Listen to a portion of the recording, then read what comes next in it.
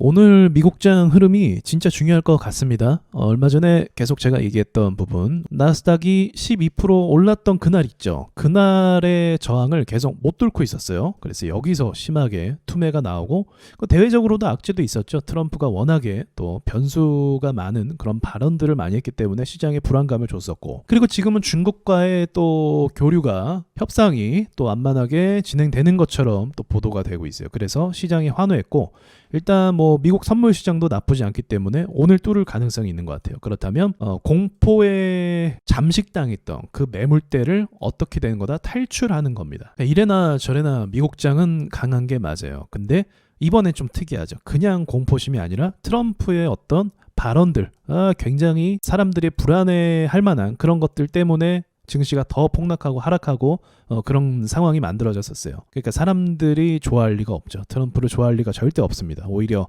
과거의 파월이, 연준의 파월이 오히려 양반으로 보이는 그런 착시 효과까지 만들어집니다. 근데 파월도 똑같은 인간이에요. 그래서 당분간은, 만약 오늘 중요한데 오늘 돌파하고 오르게 되면 당분간은 또 반등 기세로 갈 가능성도 있겠다고 봅니다. 트럼프 역시도 시장의 충격, 그리고 채권 시장까지도 문제가 생긴 것을 눈으로 확인했기 때문에 그 이상의 좀 고강도 발언은 하지 않지 않을까, 그런 생각도 좀 들기도 하고요. 그러나 이제 부채 문제죠.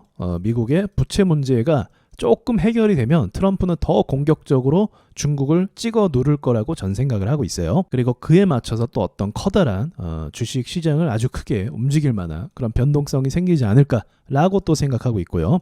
지금은 이런 상황이다. 오늘 그래서 미국장을 잘 보시는 게 중요할 것 같고, 우리나라 시장도 참 특이해요. 자, 보통 우리가 그동안의 코스닥의 흐름을 보면 어떻습니까? 조금만 무슨 일이 생겨도 미국 시장이 뭐 2% 빠졌는데 우리나라 4% 빠지고 막 그런 일도 많이 있었잖아요. 근데 지금은 어때요? 미국장이 막 흔들리고 그럼에도 불구하고 우리나라 시장이 꿋꿋하게 올라가고 있습니다. 심지어는 공매도까지도 다시 시작이 됐는데도 불구하고 이렇게 잘 버티고 있단 말이죠. 그러니까 이런 게 참 개인들의 판단에 반대로 가고 또 어떻게 될지 모르고 이런 참 어려운 부분이 있는 것 같아요. 그러니 사실 얼마 전에 미국장이 막 하락했을 때 우리나라 시장도 같이 조정을 받아서 그때를 좀 매수 타이밍으로 노리려고 했는데도 불구하고 이렇게 올랐다는 거죠. 자, 그러면 시장이 좋냐? 이렇게 물어볼 수 있죠. 시장 좋아? 아니죠. 사실은 지금 올라간 수치는 이거 맞는데 지금 시장은 역대급 개판 5분 전에 도달해 있습니다. 자, 많은 사람들을 물리게 했던 HLB 꿈쩍도 하지 않고 보합 가고 있어요. 굉장히 괴로울 겁니다. 들고 있는 분들. 그리고 최근에 세종시로 이전한다는 세종시 관련주 계룡건설 상한가 기세 좋게 갔다가 폭락을 했어요. 제가 이게 전체적으로 개미털기가 굉장히 심하더라고요. 두 가지 연애가 있어요. 일단 개미털기 가능성도 있어요. 왜냐하면 시장이 좋으니까, 시장이 좋으면 사람들은 매도를 안 해요. 그러니까 대외적으로 불안하고 시장이 폭락하면 그때 무서워서 공포심 때문에 매도를 하게 되거든요. 근데 지금 시장이 괜찮으니까 매도를 안 한단 말이에요. 그럼 세력 입장에서 어떻게 해야 되냐? 개별 종목으로 사람들이 많이 산 종목을 엄청나게 털어줘야 됩니다. 그래서 첫 번째로는 시장은 좋다 할지라도 지금 많은 사람들이 이러한 변동성 때문에 손실을 크게 보고 있을 상황이겠죠. 얘는 심지어 하한가 가까이 나왔네. 그리고 또 빠지고 또 빠지고. 자, 그리고 두 번째로 이런 상황이 만들어지는 건 지금 이제 금강원에서 조금 일찍 발표를 한 것 같아요. 정치 테마주 작전 세력을 이제 뭐 잡겠다, 감시하겠다, 이런 발언을 또 했습니다. 이게 어제 이야기거든요. 그렇기 때문에 참 놀랍게도 그러한 이제 내용이 나오기 전에, 보통은 지금 정치 테마주들이 국내 작전 세력이거든요. 규모나 그런 것들을 봤을 때. 그래서 그 이야기가 나오자마자 지금 숨죽이고 가만히 있는 상황으로 또 바뀌었다고 볼 수가 있습니다. 그래서 제가 볼 땐 좀 눈치를 보고 있는 거 아닌가라는 생각도 충분히 할 수 있을 것 같아요. 경험상 뭐 금강원이 뭐 감시한다라고 하면은 아주 못 올리진 않습니다. 이게 웃긴 게 뭐냐면 지금 대한제당도 여러분 오르고 있잖아요. 이것도 그쵸, 거래량을 동반하고 오르고 있단 말이죠. 이해가 안 된단 말이죠. 사실은 왜 오르는 거야 하면서 다른 종목은 못 오르고 있는데, 제가 말씀드렸잖아요. 대한제당은 해외 작전 세력인 것 같다라고 말씀드렸잖아요.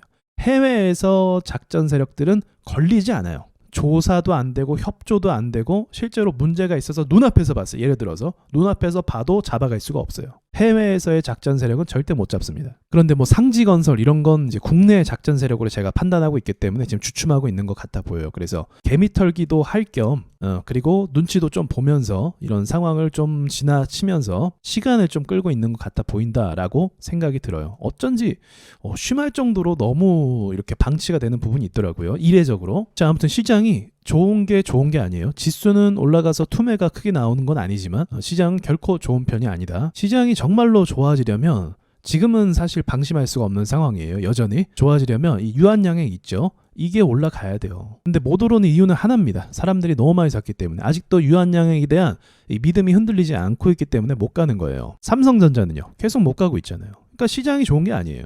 ABL 바이오 이런 종목은 좋죠. 근데 아직은 좀 더 부족해요. 힘을 더 줘야 됩니다. 그리고 얘만 오르면 안 됩니다. 네이처에서도 제가 좀 긍정적으로 보고 있죠. 상황과 분위기를 좀 유도하는 종목입니다. 신라젠도 그렇고.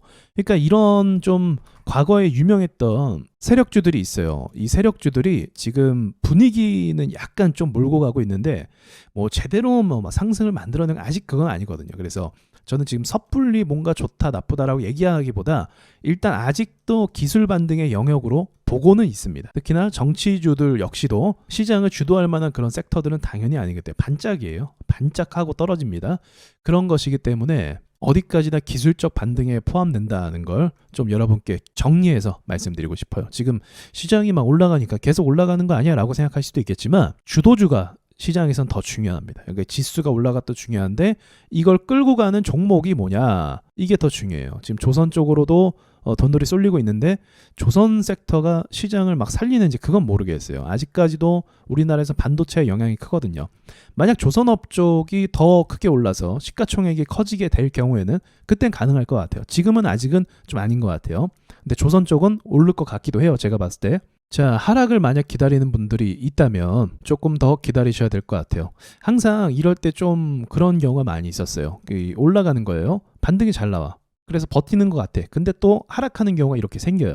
여기도 마찬가지. 반등이 나와요. 그래서 올라가는 것 같아. 그러다가 또 떨어질 때가 있고. 아무튼 이런 식으로 시장이 좋아 보이면 그때 꼭 문제를 일으키는 게 한국 시장의 특징이거든요. 그래서 저는 여전히 좀 기다리겠다, 하락을 기다리겠다는 입장을 갖고 있습니다. 물론 미국장이 오늘 뚫고 올라가면 일시적으로 우리나라 시장도 올라갈 수도 있어요. 근데 결국은 이런 매물대 벽 있죠. 775포인트 코스닥 요거를 뚫고 주도주가 생기면서 이제 바이오가 오르겠죠. 여기 뚫으면 이런 분위기가 만들어져야 시장을 좀 참여해 볼 만한 적극적으로 참여할 수 있을 그런 근거와 명분이 생겨요. 지금은 그게 아니기 때문에 너무 자세히 보지 마시고 좀 여유 있게 시장을 보는 게 좋겠다고 생각을 합니다. 일일비 할 필요가 없겠죠. 자, 여기까지 말씀드리고 마칠게요.